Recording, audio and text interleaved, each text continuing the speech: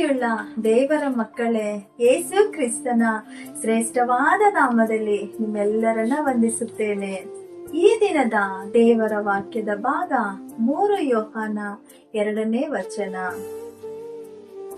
ಪ್ರಿಯನೇ, ನೀನು ಆತ್ಮ ವಿಷಯದಲ್ಲಿ ಅಭಿವೃದ್ಧಿ ಹೊಂದಿರುವ ಪ್ರಕಾರ ಎಲ್ಲಾ ವಿಷಯಗಳಲ್ಲಿ ಅಭಿವೃದ್ಧಿ ಹೊಂದಿ ಸುಕ್ಷೇಮವಾಗಿರಬೇಕೆಂದು ನಾನು ಪ್ರಾರ್ಥಿಸುತ್ತೇನೆ.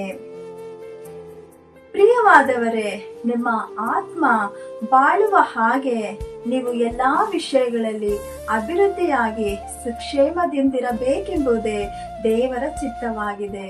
ಆದರೆ ಇದಕ್ಕೆ ನಿಮ್ಮ ಸಹಕಾರ ಅತಿ ಮುಖ್ಯವಾದದ್ದು. ಕಾರಣವೇನೆಂದರೆ, ಬದಲಾಗುತ್ತಿರುವ ಈ ಲೋಕದಲ್ಲಿ ಏನನ್ನ ಉಣ್ಣಬೇಕು, ಏನನ್ನ ಕುಡಿಯಬೇಕು, ಏನನ್ನ ಮಾಡಬೇಕು ಎಂಬುದಾಗಿ ತಿಳಿದು ದೇವರು ನಮಗೆ ತಂದಿರುವ ಆರೋಗ್ಯವನ್ನು ಕಾಪಾಡಿಕೊಂಡು ನಮ್ಮ ಜೀವಿತವನ್ನು ದೇವರೊಂದಿಗೆ ಅನುಭವಿಸಬೇಕು. ಇಲ್ಲಿ ನೋಡುವಾಗ ಇಸ್ರಾಯೇಲರು 40 ವರ್ಷ ಅರಣ್ಯದಲ್ಲಿ ನಡೆದು ಪ್ರಯಾಣ ಮಾಡಿದರು. ಆಗ ಅವರ ಕಾಲುಗಳು ಬಾತು ಹೋಗಲಿಲ್ಲ, ಅವರ ವಸ್ತ್ರಗಳು ಹರಿದು ಹೋಗಲಿಲ್ಲ, ಒಬ್ಬರು ಕೂಡ ಬಲಹೀನವಾಗಿ ಇರಲೇ ಇಲ್ಲ. ದೇವರು ಅವರ ಕ್ಷೇಮವನ್ನ ಬಯಸಿ ಅವರಿಗೆ ಆಕಾಶದಿಂದ ಮನ್ನಾ ಎಂಬ ರೊಟ್ಟಿಯನ್ನು, ಮಾಂಸಕ್ಕಾಗಿ ಲಾವಕ್ಕಿಗಳನ್ನು ಆಹಾರವಾಗಿ ಕೊಟ್ಟನು. ಹಗಲಲ್ಲಿ ಸೂರ್ಯನ ಶಾಖ ಅವರ ಮೇಲೆ ಬೀಳದಂತೆ ಮೇಘಸ್ತಂಭವಾಗಿಯೂ, ഇരുಳಿನಲ್ಲಿ ಬೆಳಕನ್ನು ಕೊಡಲು ಅಗ್ನಿಸ್ತಂಭವಾಗಿಯೂ ಇದ್ದು ಅವರನ್ನ ಕಾಪಾಡಿದನು.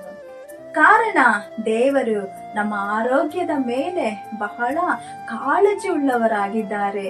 ನೋಡಿರಿ, ಕಳ್ಳನು ಕದ್ದುಕೊಳ್ಳುವುದಕ್ಕೂ ಕೊಲ್ಲುವುದಕ್ಕೂ ಹಾಳು ಮಾಡುವುದಕ್ಕೂ ಬರುತ್ತಾನೆ ಎಂಬುದಾಗಿ. ಹಾಗೆಯೇ ಜಲದೋಷ, ಕೆಮ್ಮು, ಜ್ವರ ಈ ರೀತಿಯ ವ್ಯಾಧಿಗಳಿಂದ ನಮ್ಮ ಆರೋಗ್ಯವನ್ನು ಹಾಳು ಮಾಡಿ ಸೈತಾನನು ತೊಂದರೆ ಪಡಿಸುತ್ತಾನೆ. ಆದರೆ ಈಗ ನೀವು ಕಷ್ಟಪಡುವ ಅವಶ್ಯಕತೆ ಇಲ್ಲ. ಯಾಕೆಂದರೆ ಕ್ರಿಸ್ತನನ್ನು ಸತ್ತರೊಳಗಿಂದ ಎಬ್ಬಿಸಿದ ದೇವರ ಆತ್ಮನು ನಿಮ್ಮ ಮರ್ತ್ಯ ಶರೀರಗಳನ್ನು ಮತ್ತೆ ಎಬ್ಬಿಸಲು ಎಲ್ಲಾ ಬಲದಿಂದಲೂ ನಿಮ್ಮಲ್ಲೇ ವಾಸ ಮಾಡುತ್ತಿದ್ದಾನೆ ಎಂದು ತಿಳುವಳಿಕೆಯಿಂದ ನಿಮ್ಮ ವ್ಯಾಧಿ ನೋವುಗಳನ್ನು ದೂರ ತಳ್ಳಿ ಕರ್ತನ ಆಶೀರ್ವಾದದಲ್ಲಿಯೂ ಐಶ್ವರ್ಯದಲ್ಲಿಯೂ ಆರೋಗ್ಯದಲ್ಲಿಯೂ ಸುಖವಾಗಿ ಬಾಳಿರಿ. ಕರ್ತನು ತಾನೇ ನಿಮ್ಮನ್ನ ಆಶೀರ್ವದಿಸಲಿ. ಆಮೇನ್. God bless you.